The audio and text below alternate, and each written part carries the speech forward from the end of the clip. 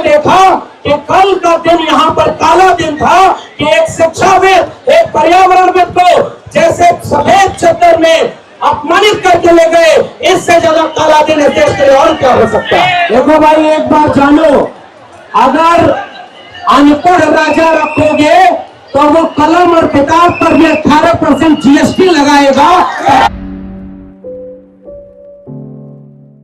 हम इसका पूरी तरह से समर्थन करने के लिए आए हैं कि कलम और किताब बचेगी तभी ये मुल्क बचेगा, और इसके लिए सबसे बड़ा आगाज आज हो चुका। आप सबने इस मुल्क के निजाम को ये पैगाम दिया है कि जो लोग इस देश के युवाओं के हाथ में हथियार बांट रहे थे, अब इस देश का युवा तय कर रहा है कि उनके हाथ में कलम और किताब होनी चाहिए, तभी ये देश बचेगा।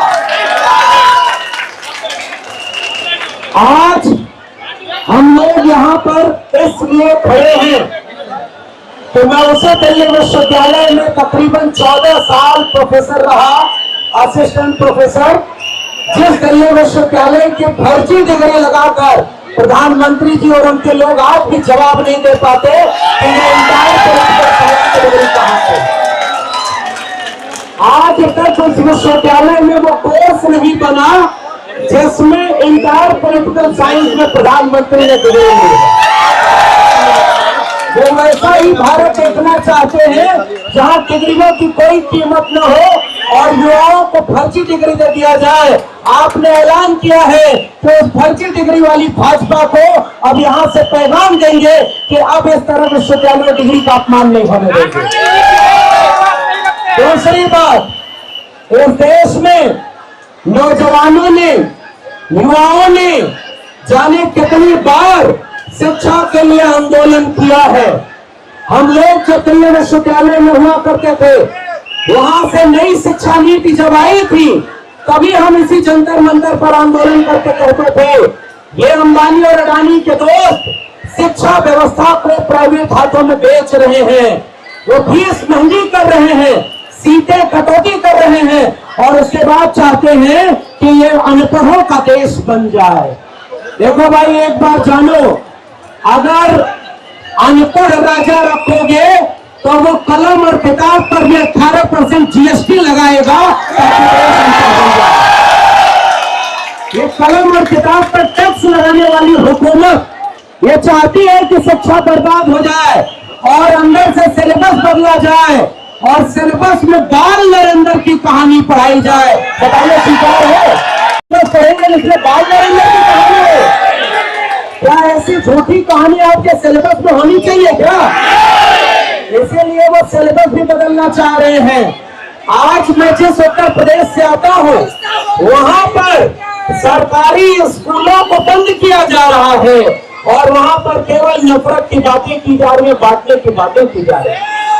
आप जानकर आश्चर्यचकित होंगे कि उत्तर प्रदेश में 27,000 सरकारी विद्यालय बंद करके 27,000 मदिरालय खोलने के लिए भाजपा सरकार ने काम किया और नारा लगाते हैं पढ़ेगा इंडिया तो आगे बढ़ेगा इंडिया।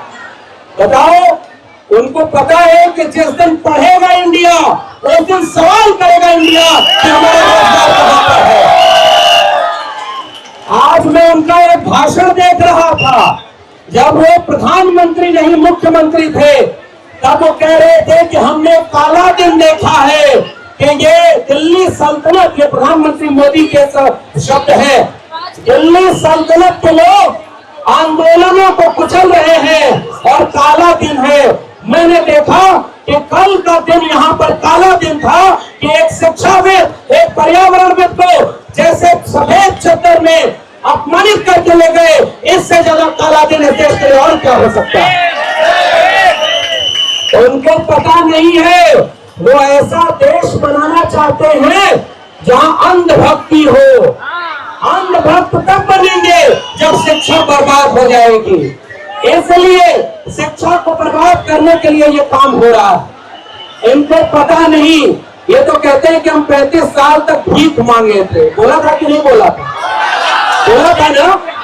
फिर एक इंटरव्यू में बोला कि मेरी ज्यादा पढ़ाई लिखाई नहीं हुई है। फिर दूसरे इंटरव्यू में बोला कि मैं मैट्रिक पास हूं, और फिर तीसरी बार बोला इंटायर पॉलिटिकल साइंस में एमए किया है। बताइए झूठ बोल रहे हैं कि नहीं बोल रहा? हम ये जानते हैं, जिस इलाहाबाद, पटना, लखनऊ, कोटा, वहां के विद्यार्थियों से ये प्रधानमंत्री जाकर पूछे कि जब घर पर माए अपना गहना गिरवी रख करके, पिता अपने जमीन गिरवी रख करके पैसे भेजकर अपने बेटा बेटी को भेजता है पढ़ाने कि अगर वो शिक्षा पाएंगे, रोजगार पाएंगे, तो वो हमारी पीढ़ियों की गुलामी को खत्म कर देंगे। बताओ, कल तक तो उन्होंने सपने बेचा था, आज उन्होंने सपनों की हत्या करनी शुरू कर दी है ताकि नौजवान गुलाम पैदा हो जाए। हमने तो एक किताब में लिखी है प्रोफेसर की डायरी, और इस किताब में हमने यही लिखा था कि इस देश में भारतीय जनता पार्टी शिक्षा व्यवस्था को पूरी तरह बर्बाद करना चाह रही है, और अब वो शिक्षा व्यवस्था पूरी तरह बर्बाद हो चुकी है। मैं आपको ये बधाई देता हूँ कि ऐसे तमाम नाइक जो बगल में बैठे हुए थे उनको आपने जवाब दिया है, और पूरे देश का युवा सड़क पर खड़ा हो चुका है।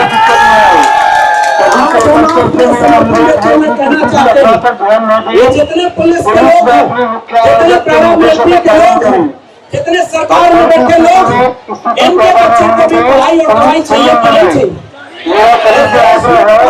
निःशुल्क शिक्षा होनी चाहिए कि नहीं चाहिए? इनके बच्चे भी क्या स्कूलों में जाएंगे कि नहीं जाएंगे?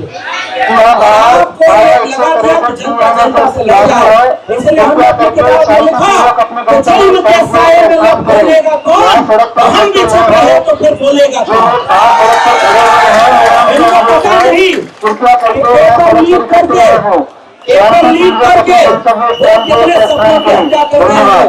मैं यहाँ जंतर मंतर पर खड़े होकर के उन नौजवानों को एक क्रांतिकारी सलाम देना चाहता हूँ जिन्होंने भ्रष्ट बीजेपी सरकार के नीतियों के चलते आत्महत्या की। हम कहते हैं वो आत्महत्या नहीं है, वो भाजपा सरकार के द्वारा सांस्थानिक हत्या की गई है, तो इन नौजवानों को हमने खो दिया। बताइए सांस्थानिक हत्या है कि नहीं है? क्या ये सांस्थानिक हत्या है कि नहीं है? इस देश में रोहित वेमुला ने भी ऐसे ही शहादत दी थी, तब भी वो शिक्षा को बचाने की लड़ाई लड़ रहे थे। इस देश में जब नई शिक्षा नीति आई तब हमने यहाँ पर सड़क पर आंदोलन किया है, और सोनम वांगचुक और पूरा ये कॉकरोच बोल करके वहां पर चीफ जस्टिस ऑफ इंडिया ने सोचा था कि जलील कर देंगे और भारत का नौजवान जलील हो जाएगा। एक बार अपने लिए ताली बजाओ कि आपने साबित कर दिया है कि हम जलील नहीं हैं। हमारे बड़े प्रिय शायर हैं उदय प्रताप सिंह जी, उन्होंने लिखा है कि खामोश है जब तक कि रहा जाएगा हमसे, कातिल को मसीहा न कहा जाएगा हमसे। इसलिए हम आपके बीच में ये कहने के लिए आए हैं कि शांतिपूर्ण प्रोटेस्ट करिएगा, शांतिपूर्ण तरीके से। इकबाल ने बहुत पहले लिखा था कि जमहूरियत एक तर्ज हुकूमत है कि जिसमें बंदरों को गिना करते हैं तौला नहीं करते। ये तादाद ही आपकी ताकत है, आप इससे ज्यादा ताकत में कल वहां पर खड़े होइएगा, और उन हुकूमत में बैठे लोगों को बताइएगा कि देश में सबसे ज्यादा जलील किसी को किया तो शिक्षा व्यवस्था को। पहले एक मैडम थी क्योंकि छाछ भी कभी कहीं की टाइप का एक कार्यक्रम होता था, चुनाव हारे, उसके बाद भी उनको शिक्षा मंत्री बनाया और शिक्षा विरोधी कानून पास किया, याद है ना आपको? उसके बाद फिर शिक्षा मंत्री अलग अलग,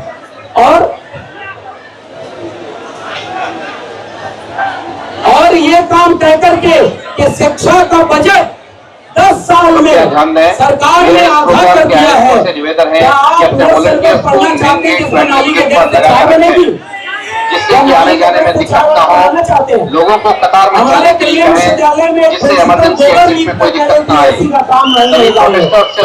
यूनिवर्सिटी चाहिए क्या? खड़े होकर के छात्र संगठनों की ओर से नेहा, मनीष और तमाम लोग जो काम पर बैठे हैं, मैं उनको भी क्रांतिकारी सलाम करता हूँ। आप सबको हिम्मत मिले और इस आंदोलन के साथ खड़े हैं, लड़ेंगे, जीतेंगे। जय जय जय जय जय भीम, जय जय जय जय जय भीम, जय भीम, जय संविधान, लड़ेंगे, इंकलाब जिंदाबाद। मैं आखिरी बात कहता हूँ कि मैं यहाँ इसलिए देर से पहुंचा, क्योंकि मेरे घर में एक आपात की स्थिति थी, मैं दिल्ली में नहीं था। लेकिन आज इस प्रोटेस्ट में खड़े होकर मैं आखिरी बात कह रहा हूँ, हमने 10 साल शिक्षा बचाने के लिए लड़ी है, आज हम इस आंदोलन से उम्मीद लेकर जा रहे हैं। और जब तक